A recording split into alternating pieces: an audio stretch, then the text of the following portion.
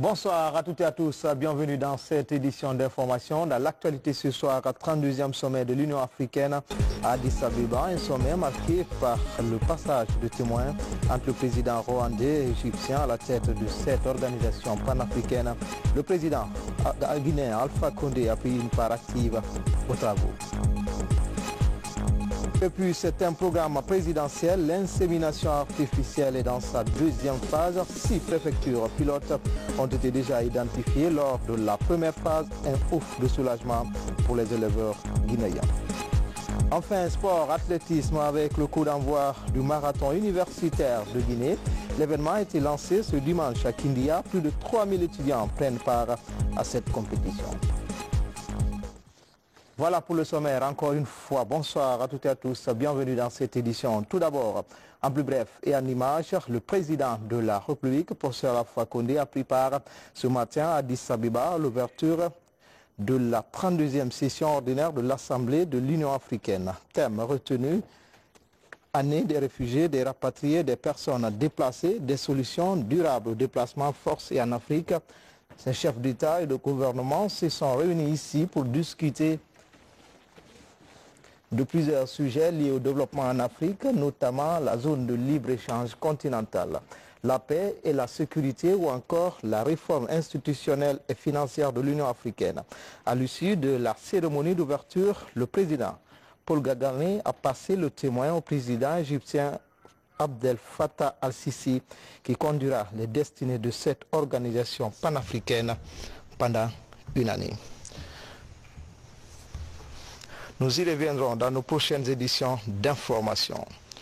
Dans le reste de l'actualité, installation officielle du groupe des personnes ressources de grande intégrité désignées par le groupe parlementaire, par les différents groupes parlementaires. Ces personnes ont la lourde responsabilité de diriger le projet d'appui au dialogue politique inclusif en Guinée. Abdoulaye Ningelande Diallo. Ils sont au total 12 personnes ressources dont l'intégrité est appréciée par les députés. Ils sont choisis par les 3 groupes parlementaires de l'Assemblée nationale. Ces hautes personnalités, anciens ministres ou acteurs de la société civile, vont conduire le projet d'appui au dialogue politique inclusif en République de Guinée. La moralité et l'engagement patriotique de ces personnalités aideront surtout à la prévention et à la gestion des conflits dans le pays. Le processus a commencé par leur formation pour qu'elles s'imprègnent du contenu du projet. Mais à partir de leur installation, qui est donc la cérémonie de ce matin, donc les personnes qui sont réputées de grande intégrité vont devoir commencer leur travail parce que nous ne voulons plus que des étrangers viennent être des médiateurs pour pouvoir permettre à notre pays de connaître la paix. Mais nous pensons que, puisque nous disons très souvent que la Guinée est une famille, nous pensons que nos compatriotes sont les mieux placés pour pouvoir permettre à notre pays d'être le havre de paix qu'il a toujours été. Le système des Nations Unies est à l'initiative du projet. Libre aujourd'hui de tout engagement politique, ces hommes et femmes intègres mesurent l'ampleur des défis qu'ils doivent relever. Notre mission, c'est d'agir pour qu'il y ait plus de dialogue, pour qu'il y ait plus d'apaisement dans le pays. Et nous espérons que nous pourrions faire quelque chose avec la bonne volonté de tout le monde. Parce qu'en fait, vous ne pouvez pas réussir quand il n'y a pas la volonté de la part de tout un chacun de réussir. Et c'est ce que nous souhaitons. Le gouvernement guinéen salue l'initiative et promet de tout mettre en œuvre pour la réussite de ce projet qui cadre avec la vision du chef de l'État dans la préservation de la paix. Votre mission est à la fois noble, exaltante et délicate, car vous aurez en charge de ramener autour de la table des personnes opposées des fois, de concilier parfois aussi des intérêts assez divergents. Mais la mission devrait être facile, du fait que les parties au problème sont celles qui vous ont investi de leur confiance en vous choisissant. Vous êtes 12 personnes ressources de grande intégrité.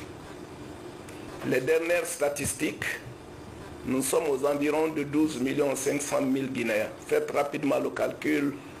Derrière chacun de vous se trouve aligné 1 42 000 Guinéens.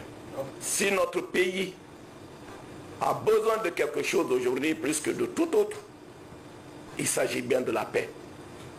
Il s'agit de la cohésion nationale. Il s'agit du renforcement de l'unité nationale.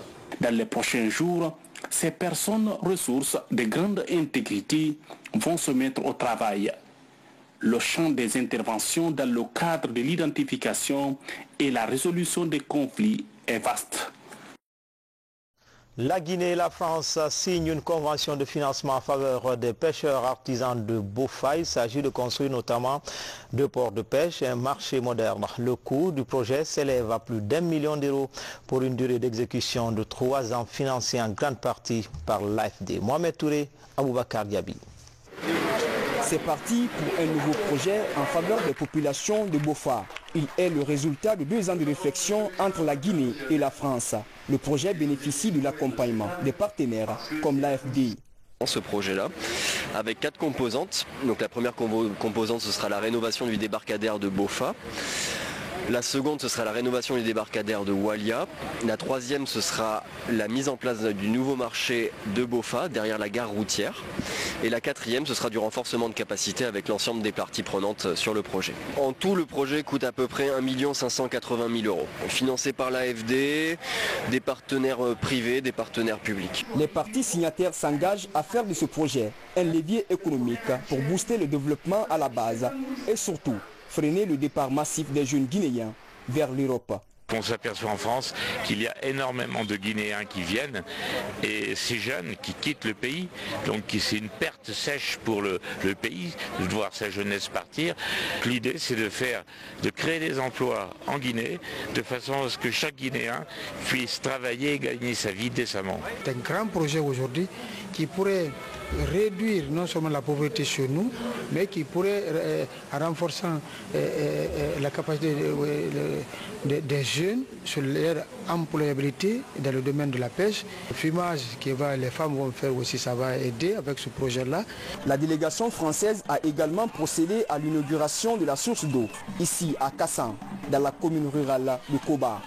Elle permet à la localité de s'approvisionner en eau de qualité en toute saison. Comment concilier la formation aux besoins du marché de l'emploi? Le projet Booster les compétences pour l'employabilité des jeunes.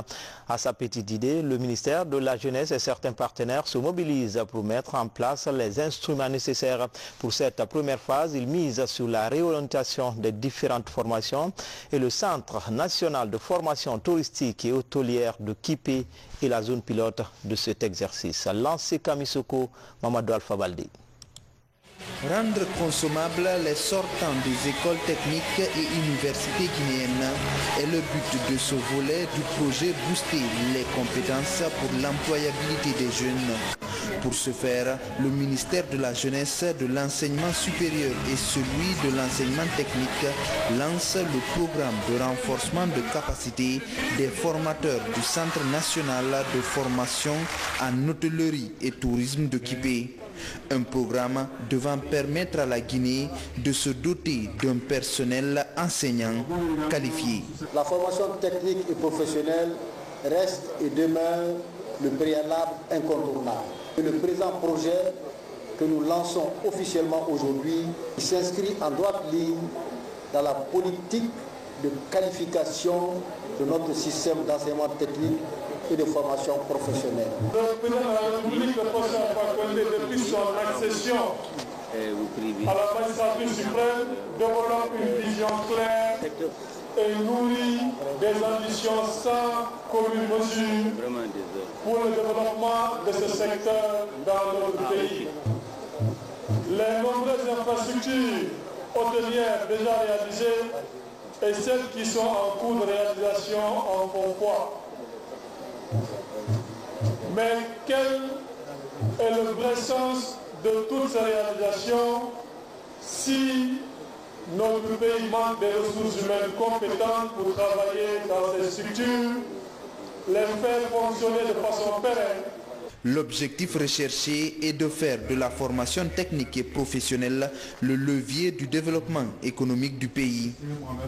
Il est donc impératif de faire valoir le mérite dans la formation théorique afin d'offrir un produit répondant aux exigences du marché de l'emploi. Faire en sorte que la formation, l'offre de formation dans nos différentes institutions de formation soit en conformité avec les réalités du marché. Ça veut dire que concrètement, nous voulons former désormais non pas des étudiants ayant un savoir, mais plutôt un savoir-faire, en particulier dans le domaine de la cuisine pâtisserie, restaurant-bar et dans le domaine de l'hébergement. Nous sélectionnons des projets qui sont dans le secteur prioritaire du gouvernement, à savoir le tourisme, l'agriculture, les mines, l'industrie, l'énergie, pour permettre aux jeunes d'avoir de bonnes structures de formation en adéquation avec les besoins des entreprises. Financé par la Banque mondiale à hauteur de 20 millions de dollars américains, BOSAGE est lancé en 2015 par le président de la République. Il s'étend sur 6 ans et va toucher un peu plus de 20 000 jeunes à travers le pays. Dans l'actualité également, pour promouvoir un système d'identification agricole des semences à haut rendement, des tracteurs, une centaine de moissonneuses-batteuses sont mis à la disposition des producteurs. En plus de cet appui, des conseillers agricoles sont déployés sur le terrain pour vulgariser les bonnes pratiques agraires. Fodi Camara pour en savoir davantage. Enclenché depuis 2011, le programme prioritaire d'appui au secteur agricole a amorcé un nouveau virage en 2018. Un virage marqué par la mise à la disposition des producteurs, des tracteurs pour la préparation du sol et un parc d'une centaine de moissonneuses-batteuses pour faciliter les opérations de récolte. Des efforts de mécanisation qui viennent s'ajouter à l'amélioration des variétés locales pour plus de productivité. Sans oublier la fertilisation des sols et la vulgarisation des bonnes pratiques agricoles. Des activités de promotion rurale scrutées à la loupe par les responsables de l'administration agricole. En termes d'activités, la programmation annuelle et le suivi trimestriel ont permis d'évaluer périodiquement des orientations du gouvernement à travers les points d'application de notre lettre de mission. Sur le terrain, nos activités se sont focalisées sur la préparation et le suivi de la mise en œuvre de la campagne agricole. Nous pensons réussir en restant unis, tous derrière notre ministre, qui ne ménage aucun effort pour faire de l'agriculture le moteur de développement économique de la Guinée. Depuis votre nomination à la tête de ce département, vous lui avez donné un nouveau visage à travers des changements visibles et des actions concrètes. Tout récemment, il faut noter la mise à disposition des travailleurs le 31 décembre 2018 d'un bus destiné au transport du personnel. Au-delà de la riziculture, la valorisation des cultures d'exportation se poursuit dans la savane et à Gawal et Koundara avec le coton et sur les plateaux foutaniens avec l'introduction d'une variété de café arabica résistante et à haut rendement. Une dynamique confortée par les travaux de désenclavement des zones de production. Des initiatives présidentielles dont l'objectif est d'accompagner le secteur agricole d'amont en aval.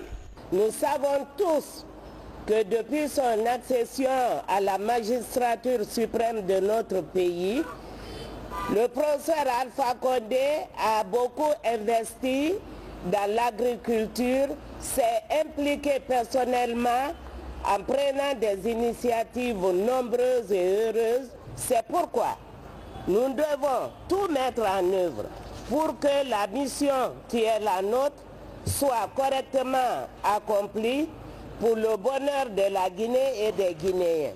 Autre acquis de la campagne agricole 2018, les arrière-effets de l'expérimentation réussie des 4000 tonnes de semences de riz et de maïs du programme de productivité agricole du ministère de l'Agriculture, comme ici à Mandiana, dans la plaine aménagée de 1000 hectares de Koundian.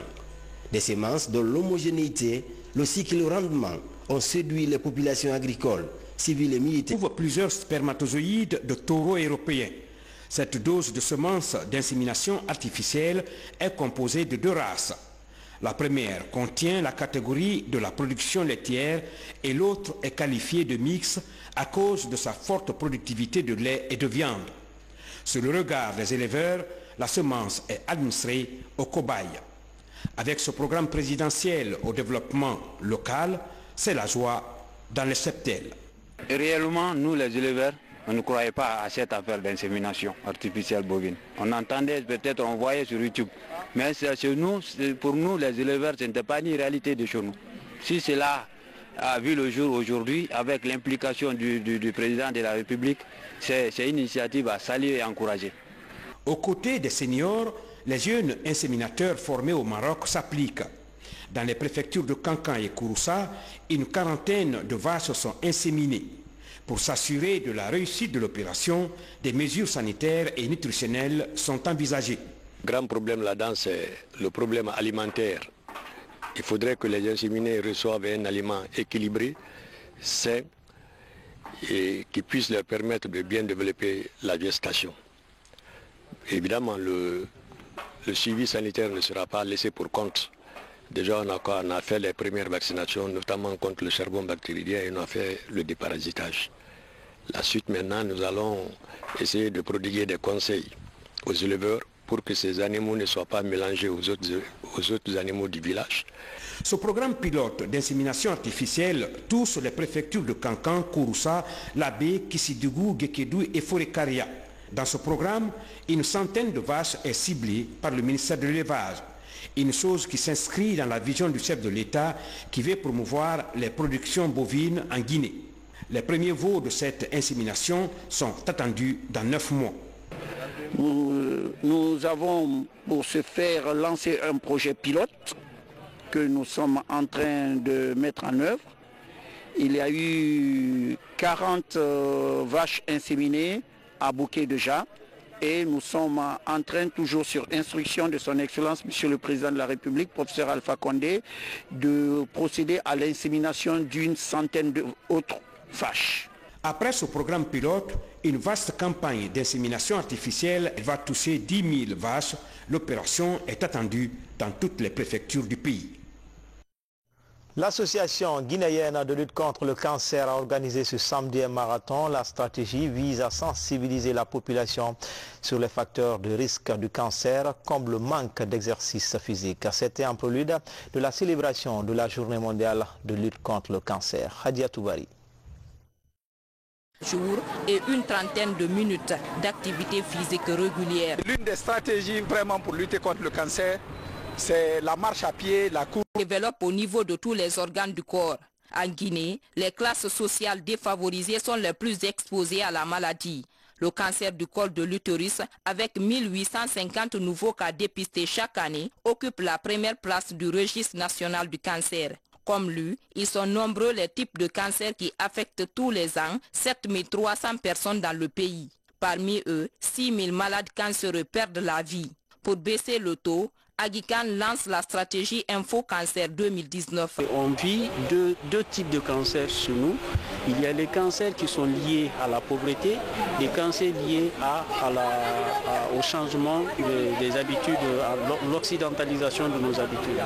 Donc les affiches sont destinées à toutes les organisations, toutes les sociétés, partout où il y a une porte d'entrée, où on peut mettre l'affiche et ça permet d'informer largement les membres de ces différentes directions. Cette année, la mise en œuvre de la stratégie Info Cancer au niveau de l'ensemble des préfectures du pays est l'activité phare de l'Agikan, l'association guinéenne de lutte contre le cancer. Avec des affiches et autres spots publicitaires confectionnés, elle compte faire de la communication un moyen prioritaire de prévention contre le cancer. Sport, athlétisme, c'est parti pour le marathon universitaire de Guinée. Cette compétition se tient cette année à Kindia. 3000 étudiants venus des différentes universités du pays prennent part à cette 3e édition. Le coup d'envoi a été donné ce matin par le ministre de l'Enseignement supérieur, Abdoulaye Roubaldi. Kaba, Diamo Kaba, de retour de Kindia. Plus qu'un simple loisir sportif, le marathon universitaire de Guinée se transforme aujourd'hui en passion chez les étudiants. À Kindia, la 3e édition a réuni plus de 3000 marathoniens venus des différentes universités publiques et privées du pays. À la contournante, dans la ville des Agrumes, départ du peloton féminin. Distance à parcourir, 4 km pour franchir la ligne d'arrivée. Série garçons, il faut encore 8 km de la place des Martyrs jusqu'à Foulaya. Après 2 heures d'effort, les résultats sont toujours attendus. Quand même, malgré tout, je suis un peu satisfait parce que je me suis retrouvé quand même parmi les 50 premiers. Donc la prochaine édition, quand même, j'espère être parmi les 3 premiers. Nous avions envisagé décaler la remise des premières disciplines dans lesquelles ces Jeux universitaires ont eu lieu. Donc très prochainement, nous allons également associer à cette remise celle de l'athlétisme. Et je suis très fier parce que tous les Kanyankas se sont mobilisés massivement pour la réussite de cette activité. Le département de tutelle se félicite du parcours et mesure l'expérience qui lui reste à engranger. Pour nous, l'objectif est atteint. Il s'agit de mobiliser la jeunesse pour un idéal commun et le sport, c'est l'unité, c'est la paix. Et à Kindia, on a vu toute une grande mobilisation et le spectacle ça a été un beau spectacle.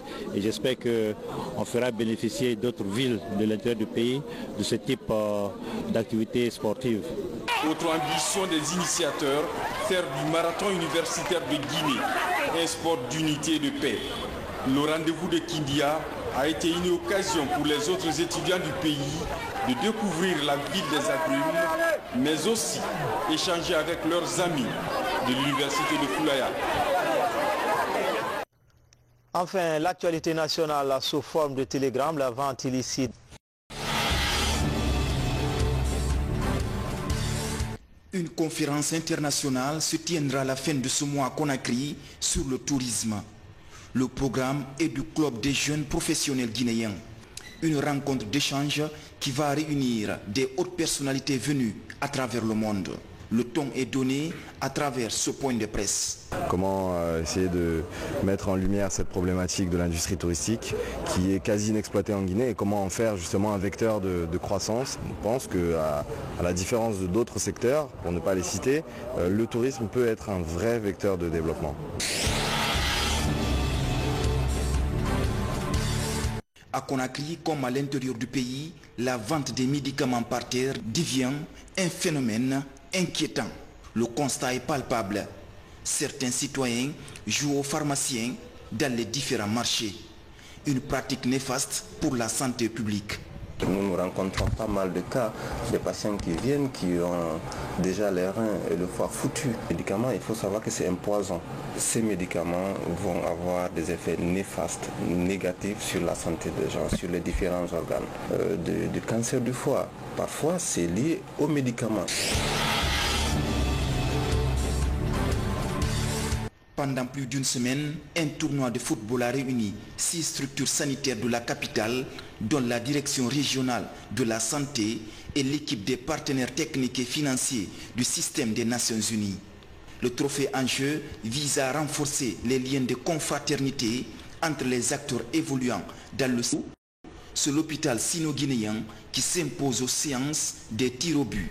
Tout au long du tournoi, le fair play était remarquable. Cette première édition a connu la participation effective des partenaires techniques et financiers, non seulement du système des Nations Unies, mais aussi des ONG internationales. Et je pense qu'aujourd'hui, c'est un vide que nous avons comblé. Ce n'est qu'une première édition. Notre espoir qu'il y ait une 20e, 30e édition, bien avant, même si c'est après nous. Et c'est ça, l'esprit d'engagement, l'esprit de continuité. Comme disait M. le Président de la République, tous les Guinéens doivent se mettre ensemble. Tous les Guinéens doivent se mettre ensemble pour un objectif commun.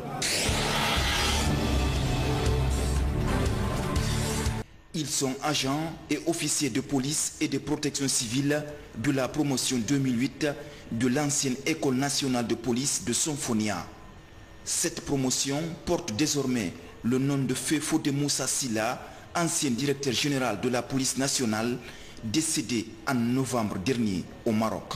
Aujourd'hui, vous nous donnez la preuve que vous ne l'avez pas oublié. Vous avez eu toute l'admiration pour lui pendant qu'il était parmi vous, parmi nous ici-bas. Et vous avez hautement apprécié son professionnalisme et le sérieux, mais aussi vous ne sous-estimez pas les nobles services qu'il a rendus à la police guinéenne de son vivant.